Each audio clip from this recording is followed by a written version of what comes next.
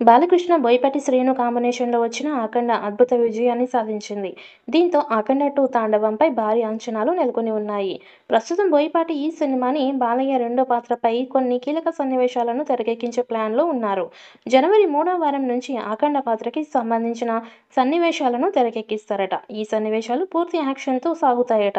కాగా ఈ సినిమాను 14 రీల్స్ ప్లస్ బ్యానర్‌పై రామచంట, గోపీచంద్ అచంట, బోయపాటి శ్రీను, బాలకృష్ణ కాంబినేషన్‌లో హ్యాట్రిక్ విజయాలు నమోదయ్యాయి. ఇక దీంతో 'అఖండ 2' తాండవంపై రెట్టింపు అంచనాలు ఉన్నాయి.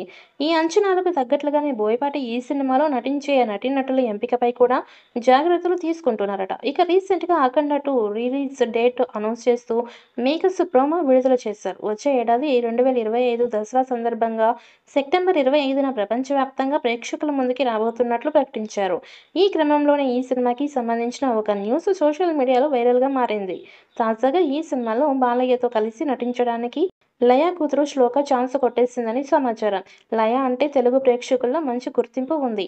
ఇప్పుడు 'అఖండ 2'లో బాలయ్య కూతురుగా నటించే అవకాశం దక్కించుకుంది లయ కూతురు. మరి ఈ సినిమా అయిన 'శ్లోక'కి హిట్ తెచ్చిపెట్టి లయ కూతురిగా ఆడియన్స్‌కి గుర్తింపు పొందేలా చేసుకుంటుందేమో చూడాలి. ఇటీవల కాలంలో Balayya Babu hat trick back to back సినిమాలో నటిస్తూ వరుస హిట్లతో దూసుకుపోతున్న విషయం తెలిసిందే. అందులో భాగంగానే ఇప్పుడు బాబీ దర్శకత్వంలో కూడా 'డాకు మహారాజ్' సినిమాలో నటిస్తున్నారు.